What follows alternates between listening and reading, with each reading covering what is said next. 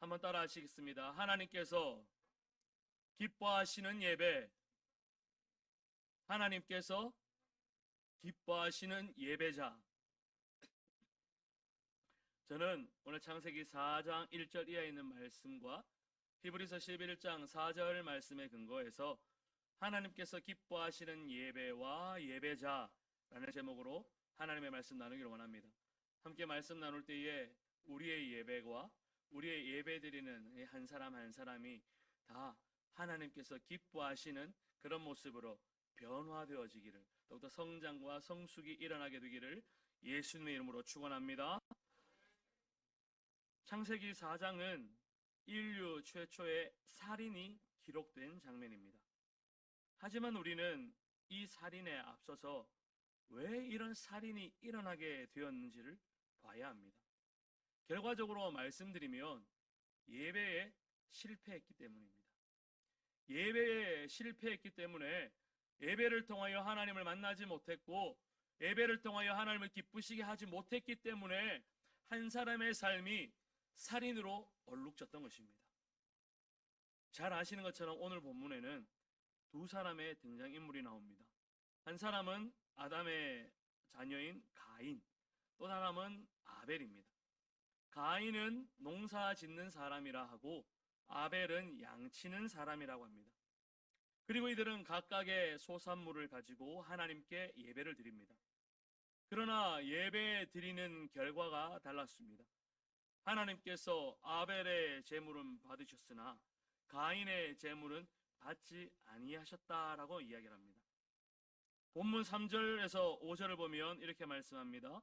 세월이 지난 후에 가인은 땅의 소산으로 제물을 삼아 여호와께 드렸고, 아벨은 자기도 양의 첫 새끼와 그 기름으로 드렸더니 여호와께서 아벨과 그의 제물은 받으셨으나 가인과 그의 제물은 받지 아니하신지라고 말씀합니다. 분명한 차이가 있습니다. 이를 두고 히브리서 11장 4절에 이렇게 말씀하죠. 믿음으로 아벨은 가인보다 더 나은 제사를 하나님께 드림으로 라고 말씀합니다. 결국 아벨이 가인보다 더 나은 제사를 하나님께 드렸고, 하나님께서는 아벨의 제사는 받으셨고 가인의 제사는 받지 아니하셨다라는 것입니다.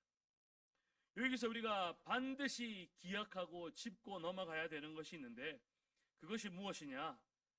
하나님께서 받으시는 예배가 있고 받지 않으시는 예배가 있다는 것입니다. 하나님 보시기에 더 나은 예배가 있는 반면에 그렇지 못한 예배도 있다는 것입니다. 예배라고 다 똑같은 예배가 아니라는 것이죠. 우리는 이 사실을 분명히 기억하셔야 합니다.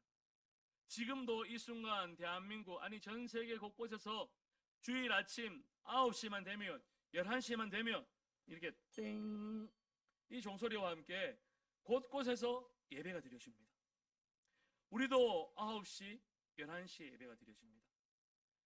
우리는 이 예배의 자리에 참석하지만 우리의 예배가 하나님께서 받으시는 예배, 더 나은 제사가 될 수도 있지만 받지도 않으시고 더 못한 예배가 될 수도 있다는 사실입니다. 그렇게 우리는 예배에 성공해야 신앙생활에 성공한다는 마음의 자세를 가져야 합니다. 한번 따라해 보시겠습니까? 예배에 성공해야 신앙에 성공한다. 성공이란 단어가 들어가니 뭔가 좀 세상적인 것 같고 뭔가 조금 격이 떨어지는 것 같지만, 사실 성공이라는 단어를 그냥 직접적으로 우리가 피부에 와닿으니 성공이라는 단어를 가지고 왔었지만, 우리의 예배가 하나님께서 받으시는 예배가 될 때에 우리의 인생 자체가, 우리의 모든 신앙생활 자체가 하나님께 영광이 된다는 사실입니다.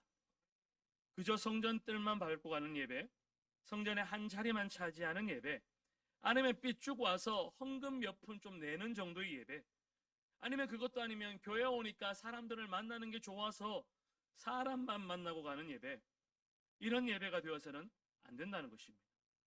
반드시 무슨 일이 있어도 하나님을 예배하는 자리에 나왔다면 하나님을 만나야 합니다. 그리고 예수 그리스도의 대속의 은혜를 마음속 깊이 가슴 절절히 새겨야 한다는 것입니다. 그리고 성령의 임재하심으로 내 마음이 뜨거워지는 역사가, 성부, 성자, 성령 하나님의 이 임재하심이 우리 각 사람 한 사람 한 사람의 마음속에 분명히 새겨져야 한다는 것이죠. 혹시 지난 주일에 말씀 나누었던 말씀이 기억나실런지 모르겠습니다. 지난 주일에는 하나님께서 기뻐하시는 교회라는 제목으로 말씀을 나누었습니다. 하나님께서 기뻐하시는 교회는 어떤 교회입니까? 예수를 그리스도로 고백하는 교회, 또 예수님이 내 삶의 주인 되심을 고백하는 교회, 예수님의 비전을 실천하는 교회, 이런 교회가 하나님께서 기뻐하시는 교회라고 말씀을 드렸습니다. 그렇다면 예수를 그리스도로 고백하면서 예수를 주인으로 모셔드리면서 예수 그리스도의 비전이 나의 비전으로 삼고 땅끝까지 이르러 복음 증가하는 이 모습은 언제, 어디서, 어떻게 하면 나타나겠냐는 것이죠. 그것은 바로 예배입니다. 예배를 드리지 않고서는 예수님이 그리스도의 되심을 고백할 수가 없습니다. 예배를 통하지 않고서는 예수님이 내 삶의 주인 되심을 고백할 수가 없고, 예배를 통하지 않고서는 도무지 하나님의 비전이, 주님의 비전이 무엇인지 우리가 분별할 수도 없기 때문에, 우리가 하나님께서 기뻐하시는 교회, 또 하나님께서 기뻐하시는 인생, 하나님의 관심 있는 우리의 삶이 되길 위해서는 예배를 논하고서는, 예배를 빼고서는 신앙생활을 이야기할 수가 없는 것입니다. 그만큼 하나님께서 기뻐하시는 교회를 세워나가기 위해서, 하나님께서 기뻐하시는 예배를 드리는 것이 우리의 신앙의 가장 기초이고 가장 기준이고 가장 기본이 된다는 것입니다. 신앙생활에서 다시 한번 말씀드리지만, 예배를 제대로 드리지 않고 예배에 성공하지 않고 훌륭한 신앙인이 되었다, 또한 좋은 교회가 되었다, 믿음의 완성, 믿음의 성장과 성숙을 이루었다, 인류 역사에 찾아볼 수가 없습니다. 예배를 제대로 드리지 않는데, 그 예배를 통하여 하나님께서 기뻐하시지 않는데, 어떻게 우리의 인생이, 우리의 신앙이, 더 나아가 우리의 교회가 하나님께서 기뻐하시는 그러한 인생, 그런 교회가 되겠냐는 것입니다. 다시 한번 말씀드리지만, 하나님께서 가인의 예배는 받지 않으셨지만 아벨의 예배는 받으셨습니다. 받으시는 예배, 그렇지 못한 예배는 분명히 존재한다는 것입니다. 사랑하는 성도 여러분, 그렇다면 지금 저와 여러분의 예배는 어떤 예배에 해당된다고 생각하십니까? 이 말씀을 준비하면서 목소리가 이렇게 잠겨서 참 많이 걱정이 됐습니다. 왜냐? 이거를 밝고 경쾌하게 웃으면서 설교해야 무겁지 않게 들리는데, 목소리마저 잠겨 있으니 꼭 무게 잡고 이야기하는 것처럼 이야기 들릴까봐 좀 많이 좀 부담이 되는데, 제 마음은 너무너무 힘있고 힘차게 정말 즐겁게 말씀을 전하는 거니 너무 무겁게, 너무 진지하게 내가 가인처럼 예배드리고 있었구나, 너무 자책할 이유가 없으십니다. 우리의 예배는 분명히 하나님께서 기쁘게 받고 계시는 줄로 믿습니다. 아멘.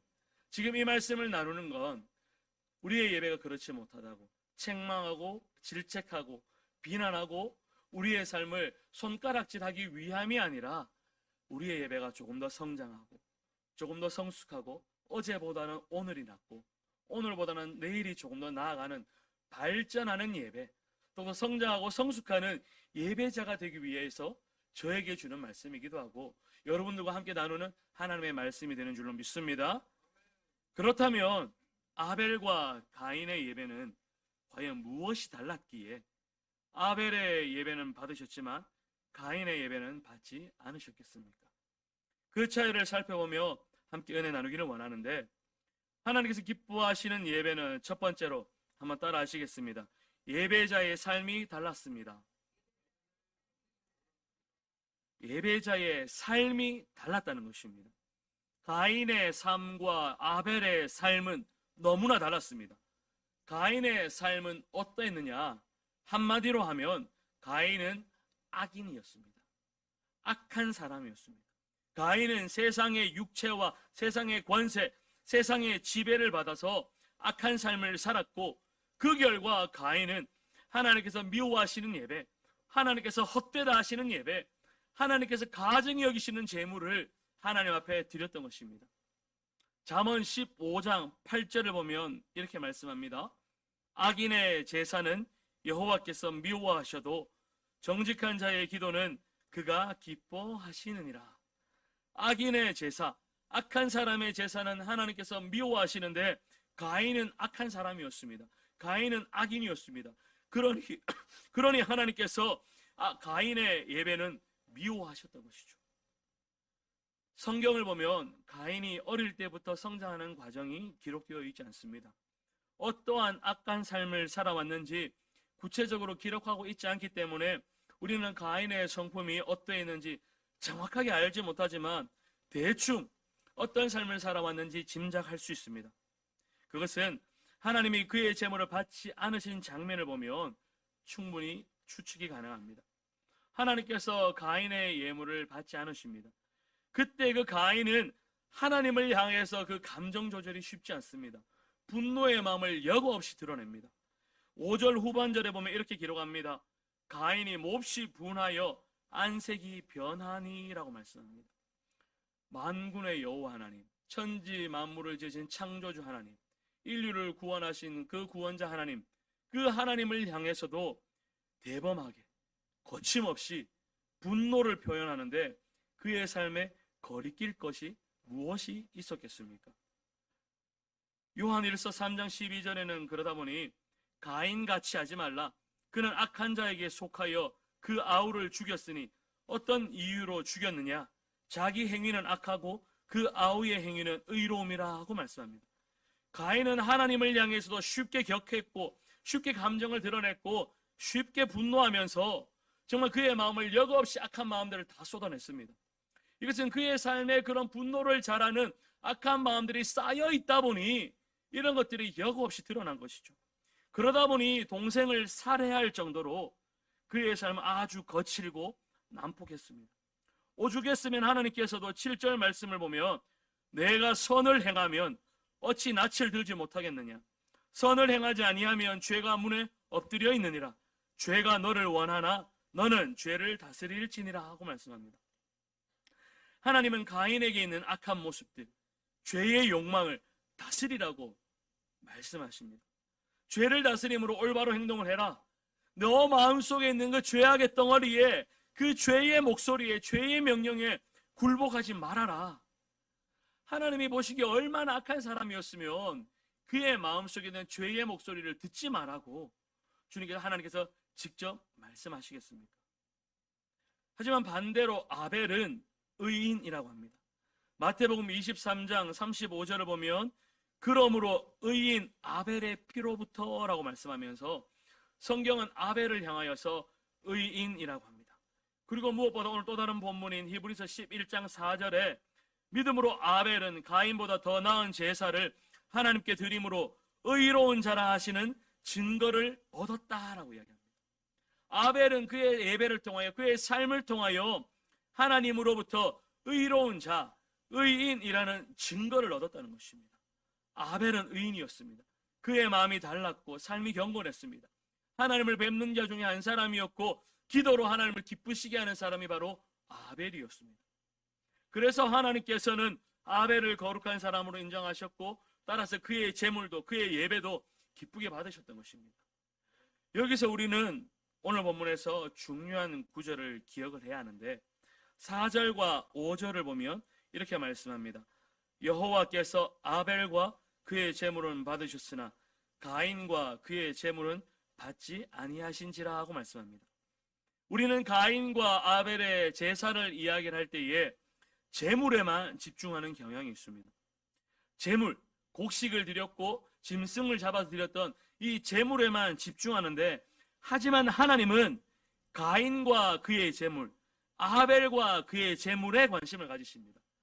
하나님께서 받지 않으신 것은 가인과 가인의 제물을 받지 않으셨고 받으신 것은 아벨과 아벨의 제물입니다. 우리 하나님은 제물에만 관심이 있으신 분이 아니라는 것입니다. 제물도 제물이지만 제물을 가지고 온, 그러니까 우리의 표현대로 하자면 하나님께 예배드리러 온 예배자, 우리 한 사람 한 사람에게 더 많은 관심을 두고 계신다는 것입니다. 하나님께서는 어떤 의미에서는 재물보다, 가지고 나온 재물보다 하나님을 예배하는 예배자의 삶에, 우리 예배자의 마음에 더 큰 관심을 두고 계실지도 모릅니다. 이사야 1장 10절부터 17절까지 말씀을 우리 한번 다 같이 찾아서 읽어보셨으면 좋겠습니다. 이사야 1장 10절부터 17절까지 말씀입니다. 이사야 1장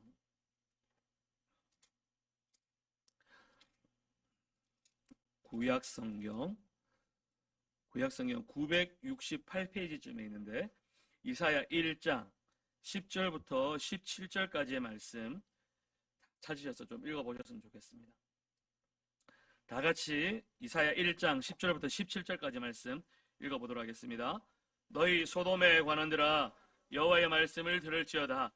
너희 고모라의 백성아, 우리 하나님의 법에 귀를 기울일지어다. 여호와께서 말씀하시되 너희의 무수한 재물이 내게 무엇이 유익하뇨? 나는 순양의 번제와 살찐 짐승의 기름에 배불렀고 나는 숫송아지나 어린 양이나 순염소의 피를 기뻐하지 아니하노라.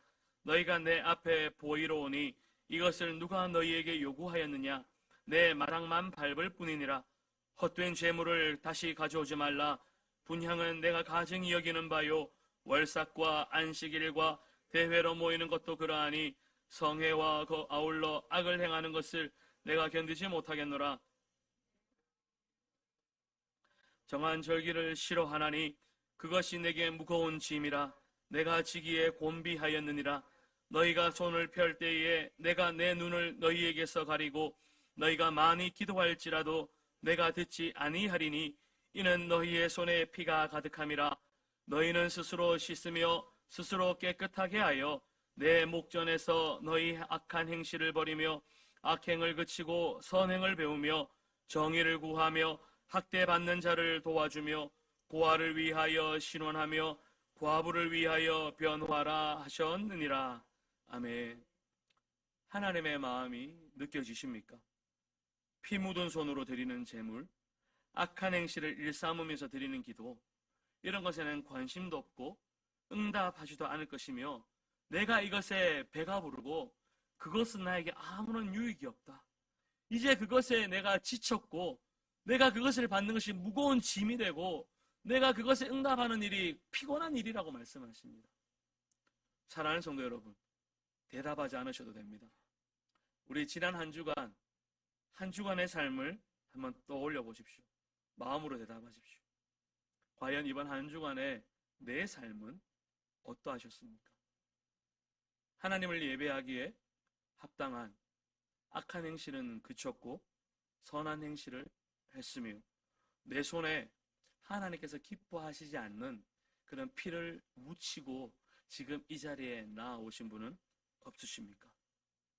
과연 우리의 삶이 하나님께 예배를 드리기에 합당한 삶을 살아오셨는가요? 가인과 같은 삶을 드리고 하나님 앞에 마치 떳떳하게 살찐 것, 좋은 것, 기름진 숫송아지와 그런 좋은 것들을 가지고 왔다라고 이야기할지는 몰라도 하나님께서는 우리의 삶을 보시고 그것을 거절하시고 내가 기쁘지 않다라고 말씀하시면서 유익함이 없다. 내가 그것을 견디지 못하겠다. 나에게 무거운 짐이 된다. 내가 눈을 가리고 듣지 않겠다. 라고 말씀하고 계십니다. 사랑하는 성도 여러분, 예배의 모습도 중요합니다. 하지만 더 중요한 것은 예배 이후의 삶입니다. 예배는 기가 막히게 드립니다. 살찐 소를 잡고 어마어마한 예배를 드리고 정말 최선을 다하여 눈물 콧물 범벅이 되면서 예배를 드리지만 성전문을 딱 열고 나가면 그때부터 내 손에 피가 가득합니다. 세상의 피, 욕망과 욕심과 정욕과 온갖 추한 죄의 피들이 내 손에 가득합니다. 우리는 그러한 삶을 살면 다시금 주일에 주님 앞에 나왔을 때 하나님께서 내가 너의 예배를 받지 않겠다. 내가 네가 드리는 숫송아지 내가 기뻐하지 않는다 라고 말씀하신다는 것이죠. 그래서 어떤 목사님은 아멘 이후가 더 중요하다라고 이야기를 하시더라고요. 저는 그 말에 너무너무 도전이 되더라고요. 사랑하는 성도 여러분, 다소 무거운 이야기 같긴 하지만 우리의 아멘 이후의 삶이 변화가 있기를 예수님의 이름으로 축원합니다. 우리의 아멘 이후 일주일의 삶의 변화가 있을 때에 하나님께서 우리의 예배를 기쁘게 받아 주실 줄로 믿습니다. 그리고 하나님께서 기뻐하시는 예배는 두 번째로 한번 따라 하시겠습니다. 드리는 제물이 다릅니다. 처음에는 이제 예배자가 달랐는데 이제는 제물도 다릅니다. 다시 한번 더 말씀드립니다. 성경은 분명히 아벨은 가인보다 더 나은 제사를 하나님께 드렸다라고 이야기를 합니다. 더 나은 예배가 있습니다. 받으신 예배가 있습니다. 먼저는 예배자가 달랐고 이제는 제물까지 다릅니다. 그들이 드린 제물은 창세기 4장 3절과 4절에 기록되어 있는데 가인은 땅의 소산으로 제물을 삼아 여호와께 드렸고 아벨은 자기도 양의 첫 새끼와 그 기름으로 드렸더니라고 말씀합니다. 가인은 곡식으로 아벨은 짐승의 피와 기름으로 하나님께 예배를 드렸습니다. 하지만 하나님은 아벨의 피의 제사는 받으셨지만 가인의 곡식으로 드린 제사는 받지 않으셨습니다. 하나님이 고기를 좋아하셔서 육식주의자라서 고기를 받으셨겠습니까? 우리 애들처럼 채소는 싫으니 곡식은 싫으니 그것을 그냥 미워서 거절하셨겠습니까? 하나님께서 정하신 제사주법 중에는 소제라는 제사가 있습니다. 곡식으로 드리는 제사입니다. 하나님이 편식하는 게 아닙니다. 소제라는 그 정해진 5대 제사법 중에 곡식으로 드리는 제사가 있는데 하나님께서 그냥 곡식이 싫어서 받지 않으신 것이 아니라는 것이죠. 이들이 드린 제물을 보면 중요한 차이가 있는데 가인의 곡식 제물은 얼핏 보면 창조주 하나님을 시인하는 제물이기도 합니다. 하나님이 나에게 이런 소산을 주셨으니 감사합니다 하는 고백이 되기도 합니다. 하지만 그 고백의 이면에는 나의 노력과 나의 수고와 나의 땀과 나의 눈물이 들어가 있는 것입니다. 하나님이 이런 걸 주셨지만 내가 이 곡식을 수확할 때까지 내가 땀을 흘렸습니다. 내가 노력을 했습니다. 적어도 나의 공로가 여기에 조금은 담겨져 있습니다. 하나님을 예배함에 있어서도 가인은 온전히 하나님을 예배하기보다 내 이름 석자가 들어가 있었던 것이죠. 하지만 아벨의 제물을 보면 분명한 차이가 있습니다. 아벨은 자신의 죄를 씻기 위하여 피를 흘렸고 이로써 자신이 하나님의 진노로 말미암아 죽어 마땅한 죄인이었으나 그 피로 말미암아 죄 용서함의 은혜를 받기를 간구했던 것입니다. 하나님이 원하시는 예배, 하나님께서 기뻐하시는 예배는 피 흘림이 있는 제사라는 것이죠. 아멘. 왜 피 흘림의 제사를 하나님께서 기뻐하셨겠습니까? 그 이유는 창세기 3장으로 거슬러 가셔야 합니다. 창세기 3장은 우리가 잘 아는 것처럼 아담과 하와가 선악과를 따먹음으로 하나님께 범죄하고 반역한 사건이 기록되어 있습니다. 선악을 알게 하는 그 나무의 열매를 따먹습니다. 그때의 아담과 하와는 자신들이 벌거벗었음을 깨닫고 무화과 나무 잎을 따서 치마를 삼고 숨었습니다. 그때 하나님께서 아담을 부르십니다. 아담아, 아담아, 내가 어디 있느냐? 하나님이 정말 아담이 어디 있는 것을 몰라서 하나님이 지금 아담과 숨바꼭질을 하시면서 아담을 찾으셨겠습니까? 그것이 아니라 하나님께서는 아담과 하와가 회개할 수 있는, 죄에서 돌이킬 수 있는 마지막 기회를 한 번 더 주셨습니다. 하지만 우여곡절 끝에 아담과 하와가 다시금 하나님 앞에 서게 됩니다. 그리고 선악과를 따먹었고 자신들이 벌거벗었음을 알게 되었고 무화과 나무로 치마를 해서 숨었음을 그들이 하나님께 다 이실직고합니다.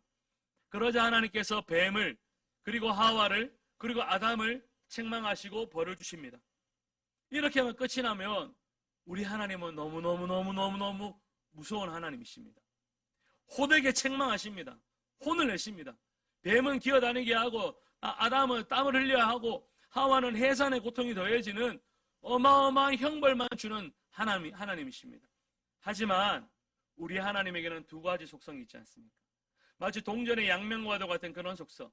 하나는 공의 하나님, 죄는 엄히 꾸짖고 책망하고 벌 주실 수밖에 없는 그런 공의의 하나님이라면 그 이면에는 바로 사랑의 하나님, 죄 지었지만 용서하고 품어주고 다시 한 번 더 일으켜줄 수밖에 없는 그 사랑의 하나님, 대속의 은혜를 베풀어 주시는 그 하나님, 그 하나님의 사랑이 또 다른 하나님의 성품이셨던 것이죠. 하나님이 모질게 혼을 내고 벌만 내심으로 끝이 나면 우리는 지금도 하나님 앞에 나갈 때에 벌벌벌벌벌벌 떨어야 됩니다. 벌벌벌벌벌벌 떨면서 내가 일주일 동안 지었던 모든 죄들을 낱낱이 다 회개하면서 흔히 말하는, 내 눈으로 범죄했으면 지금 눈 하나 뽑아내야 됩니다. 내 손이 범죄했으면 지금 팔 하나 잘라내야 됩니다. 하나님께서 기뻐하시지 아니하는 곳에 내가 발걸음이 옮겨졌다며 팔을 잘라야 됩니다. 그게 하나님의 법칙입니다. 더 나아가 나로 인하여 누군가가 실족했으면 연자 맷돌을 목에 달고 물에 빠져 죽어야 합니다. 그만큼 어미하시고 무서우신 그런 하나님이시지만 그 하나님이 우리에게 살 길을 주셨습니다. 사랑의 하나님이 우리에게 다시 한번 사랑의 은혜를 베풀어 주시고 구원의 은혜를 베풀어 주셨는데, 그것이 어디에 나와 있느냐? 창세기 3장 21절입니다. 창세기 3장 21절 말씀 다 같이 한번 읽어보실까요? 다 같이 읽겠습니다. 시작.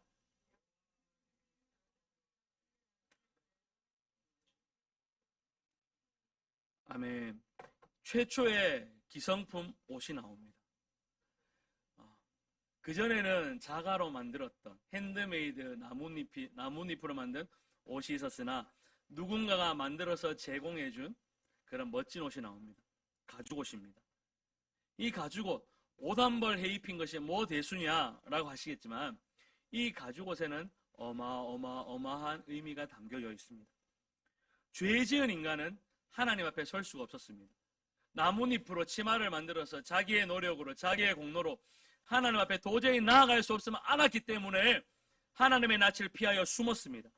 하나님께서 아담아 어디 있느냐 부르셨음에도 불구하고 도무지 주님 앞에 나아갈 수가 없었던 것이죠. 그때 하나님께서 아담을 불러 세우시고 아담이 입고 있었던, 내가 만들었던 나의 공로, 나의 이름 석자가 들어간 그 나뭇잎으로 만든 옷을 다 벗기십니다. 그리고 가죽옷을 입히시는데, 가죽옷을 만들려면 뭐가 필요합니까? 짐승이 죽어야 합니다. 짐승이 죽지 않고는, 짐승의 이 가죽을 벗겨내면서 피를 흘리지 않고는 가죽옷이 만들어질 수가 없는 것입니다. 짐승이 죽어야지만, 누군가가 죽어야지만, 무슨 존재가 피를 흘려야지만 가죽옷을 입고 하나님께 나아갈 자격을, 하나님께 나아갈 공로를 얻게 된 것입니다. 내 공로, 내가 만든 그 길로는, 나뭇잎으로는 하나님 앞에 나아갈 수 없어서 숨어 지낼 수밖에 없었지만, 하나님께서 만들어주신 그 가죽 옷을 입고는 하나님께 나아갈 자격을 얻게 된 것입니다. 아담과 하와는 이 놀라운 사건을 그 아들인 가인과 아벨에게 분명히 전하였을 것입니다. 가인과 아벨이 태어나고 나서 그들이 말을 배우고 걸어다니고 생각을 하고 나서 어느 정도 성장하고 난 다음에 그가에게 가지고 있었던 가죽옷을 내어 보이면서, 가인아, 아벨아, 아버지하고 어머니가 죽을 뻔했다. 하나님의 진노로 죽을 뻔했는데 우리가 벌거벗었음을 알고 나뭇잎으로 겨우겨우 살아보려고 했는데 도저히 하나님 앞에 나아갈 수 없어서 죽을 수밖에 없었는데, 우리 하나님이 혼은 내셨지만 다시금 나아갈 길을 주셨는데, 그것이 이 가죽옷이다.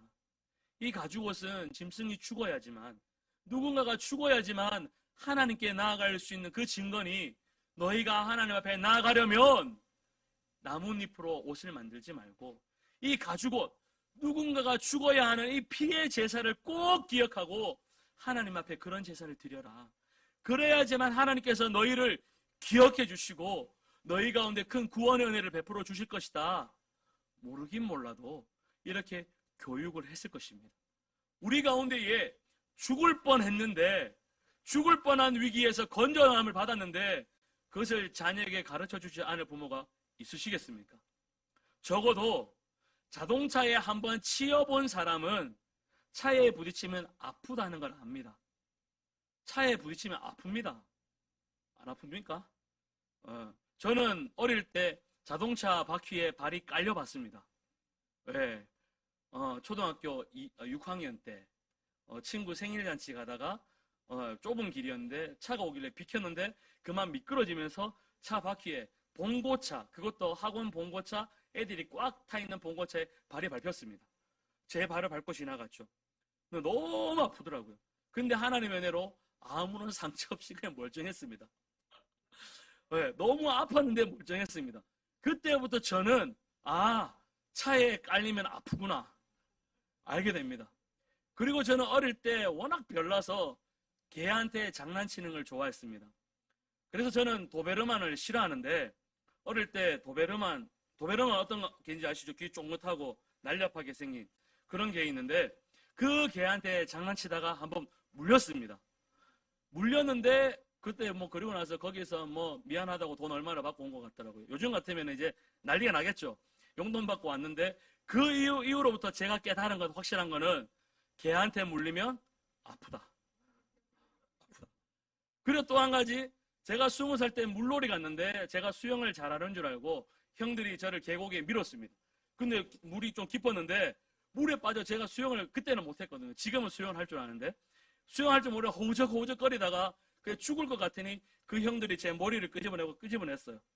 그때 정말 제가 그때 깨달았습니다. 수영을 못하면 물에 빠져 죽는구나. 제가 그 이후로 우리 아이한테 이야기하는 거, 차가 오면 비켜라. 개가 있으면 아빠 뒤에 숨어라. 물놀이 할 때는 안전하게 해라. 제가 죽다가 살아난 것, 큰 고통을 가지고 경험한 건 자녀들에게 전할 수밖에 없습니다.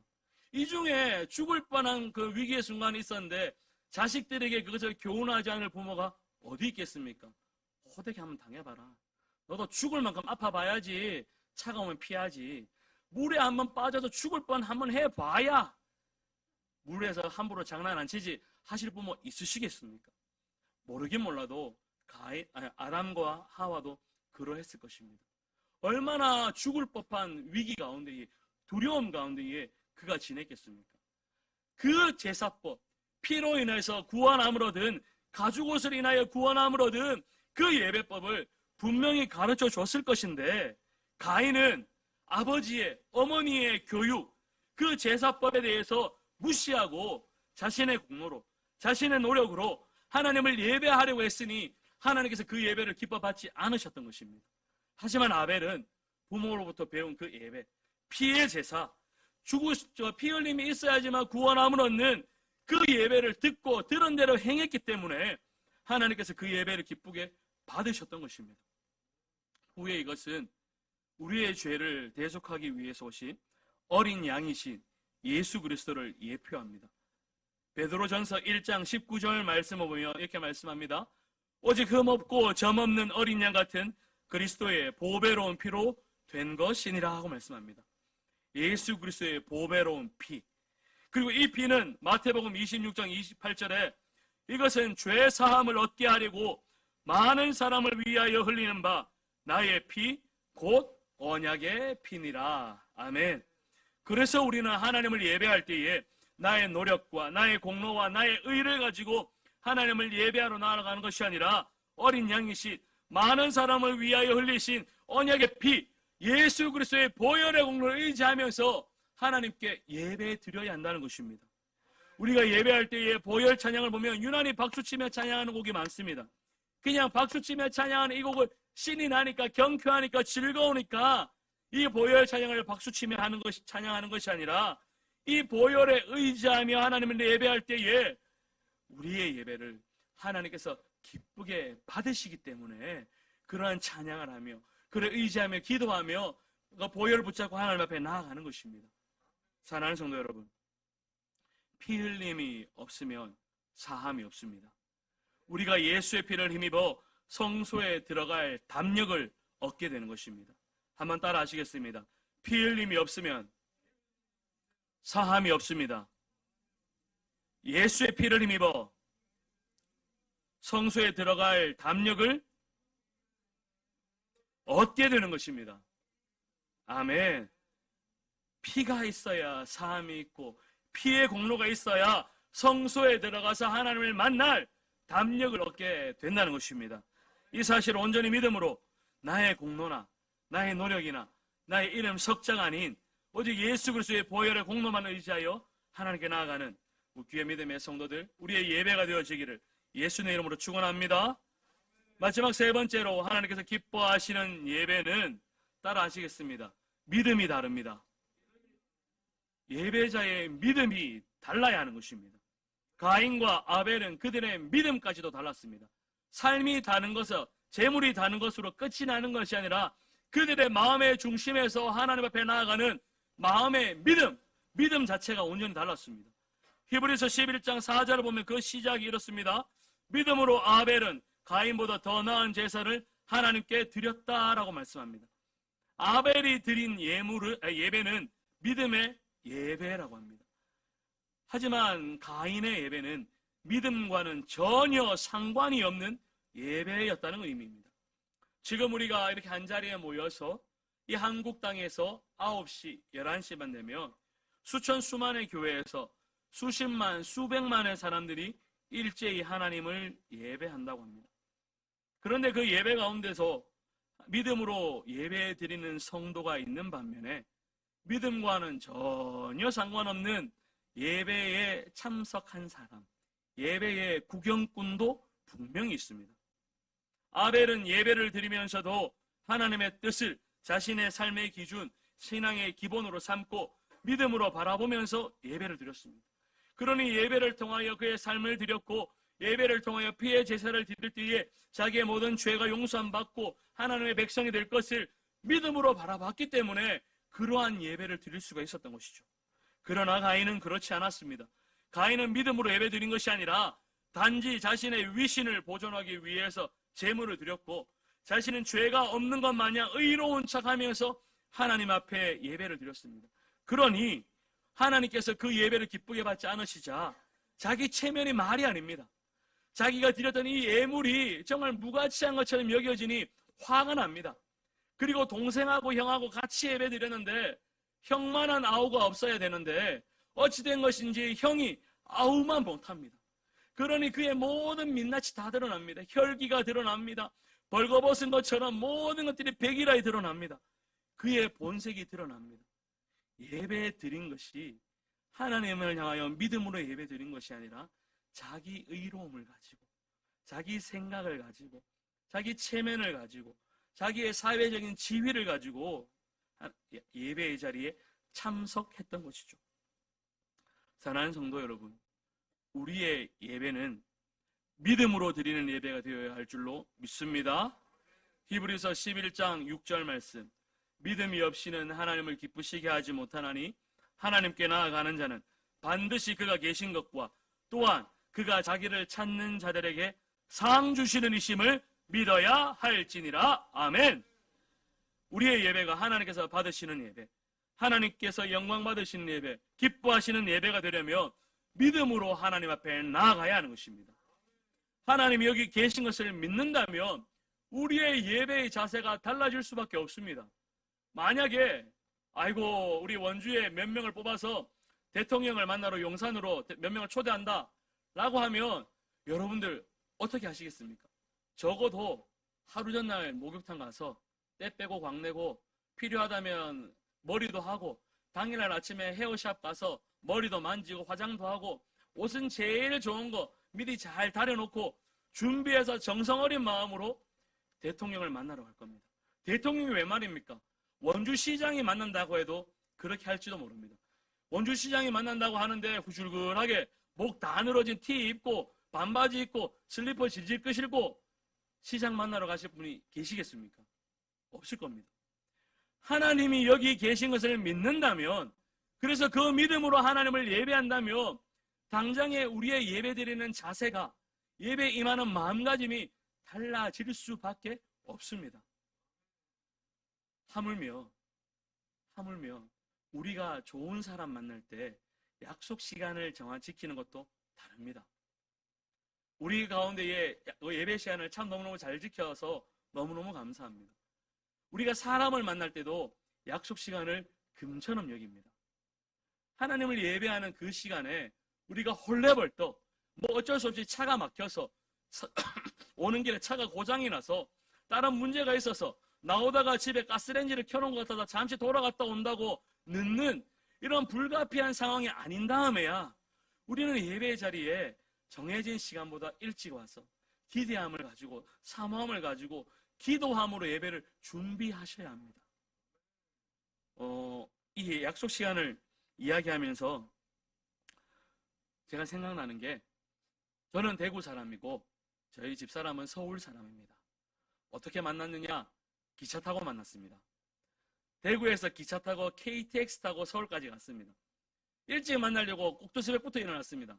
아버지하고 어머니가 얼마나 한심하게 쳐다보시는지 일어나서 막 하는데 혹여나 늦지 않으려고 제가 어떻게 했느냐? 시간대별로 있는 모든 기차를 다 예매했습니다. 늦으면 안 되니까 내가 일찍 가서 기다리는 한이 있어도 기차 하나 놓쳐버리면 또 오랜 시간이 걸리니까 그래 늦어버리면 늦게 되고 늦으면 첫인상 나쁘게 될까봐 장가 못 갈까봐 처음 만날 때 두근반 세근반 하는 마음으로 옷을 다 다려놓고 정말 제일 좋은 정장 딱 꺼내놓고 입고 기차표를 끊고 그 뒤로 있는 시간을 쫙 다 끊어놨어요.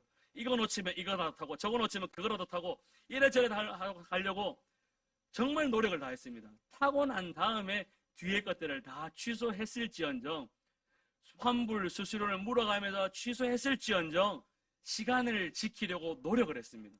그때 그런 노력이 있으니 장가 갔습니다. 제가 이 말씀을 드리는 이유는 우리가 하나님을 예배함에 있어서도 이 정도의 노력은 하셔야 됩니다. 알람, 물론 주일 아침 조금 더 자고 싶습니다. 조금 더 눕고 싶고 조금 더 편하게 쉬고 싶습니다. 하지만 하나님은 우리를 기다리고 계십니다. 내가 거기 있다. 나를 찾는 자에게 내가 상을 줄 것이다. 분명히 말씀하고 있는데 우리가 그 믿음이 없이 어떻게 하나님을 예배하겠냐는 것이죠. 하나님께 나아가는 자, 그가 계신 것과 또한 하나님을 찾는 자에게 상 주시는 이심을 믿고 예배하라고 말씀하십니다. 사람을 만나는 것보다 하나님을 만나는 게 더 가치 있는 일 아니겠습니까? 사람과의 약속보다 하나님과의 정한 약속이 더 중요한 약속 아니겠습니까? 저는 어릴 때 하나님하고 약속을 지키려고 모르겠습니다. 헌금도 준비를 했습니다. 헌금도 어때 1,000원씩 헌금할 때 우리 분들 좀 어떻게 헌금하시는지 모르겠는데 제일 빳빳한 거, 제일 좋은 거. 마치 아버지가 은행에 계셔서 신권 구하는 게 어렵지는 않았는데 신권이 들어오면 무조건 성경책에 다 띄워놓고 이거 헌금해야지. 하나님 앞에 드려야지. 그리고 어머니가 새 옷 사주면, 새 운동화 사주면 고이 걸어둡니다. 모셔둡니다. 신주단지 모시듯이 잘 모셔놓고 주일만 되기를 손꼽아 기다립니다. 주일 되면 새 옷 입고 가려고. 좋은 것이 아니라 새 옷만, 새 것만 가지고 하나님 앞에 나아가도 왠지 하나님이 기뻐하실 것 같아서 어린 마음에 그렇게 했는데 지금 우리의 삶은 어떠하신가요? 하나님 앞에 이 믿음이 있으셔야죠. 이런 믿음이 쌓여서 가면 우리의 예배가 하나님께서 기뻐 받으시는 예배가 되고 그 예배의 모습을 통하여 우리의 자녀들이 하나님은 살아계시는구나. 하나님을 예배하는 것은 저렇게 하나님을 예배하는 것이구나. 하나님을 저렇게 예배하니 하나님이 이러한 상을 주셨구나. 이런 고백이 가정 가운데에 자연스럽게 전수가 된다는 것입니다. 다시 한번 말씀드립니다. 믿음이 없이는 하나님을 기쁘시게 하지 못하나니 하나님께 나아가는 자, 하나님을 예배하는 자는 반드시 하나님이 계신 것을 믿고 또한 하나님을 찾는 자들에게는 정말 상을 주시는 그 하나님이심을 우리가 온전히 믿으셔야 한다는 것이죠. 다시 한번 여쭤보겠습니다. 지금 저와 여러분, 우리의 예배는 어디로 향합니까? 나로 향하고 있습니까? 옆에 있는 사람들을 의식하면서 예배드립니까? 아니면 하나님을 향하여 예배를 드리고 계십니까? 하나님을 향한 예배라면 반드시 하나님이 계신 것과 하나님을 찾는 자들에게 구원의 상을, 은혜의 상을, 위로와 축복의 상을 주신다는 사실을 믿음으로 하나님께 예배를 드려야 할 것입니다. 말씀을 마무리하기를 원합니다. 가인과 아벨과 가인은 두 종류의 예배자를 의미합니다. 하나님이 기뻐 받으시는 아벨의 예배, 하나님께서 받지 않으시는 가인의 예배. 이 두 예배자는 분명한 차이가 있습니다. 그들의 삶이 달랐습니다. 그들이 드리는 제물이 달랐습니다. 그들의 믿음이 달랐습니다. 사랑하는 성도 여러분, 지금 저와 여러분, 우리의 예배는 어떠하십니까? 바라기는 삶이 구별되어지시기를 예수님의 이름으로 축원합니다. 또한 예배 드릴 때마다 나의 공로가 아닌 예수 그리스도의 보혈을 의지하여 하나님을 예배하게 되시기를 예수님의 이름으로 축원합니다. 또한 믿음으로 하나님을 예배하며 성수주의라며 거룩함으로 하나님을 예배하는 그런 은혜가 있게 되시기를 예수님의 이름으로 축원합니다. 한번 따라 하시겠습니다. 예배 성공할 때 목소리가 너무 작습니다.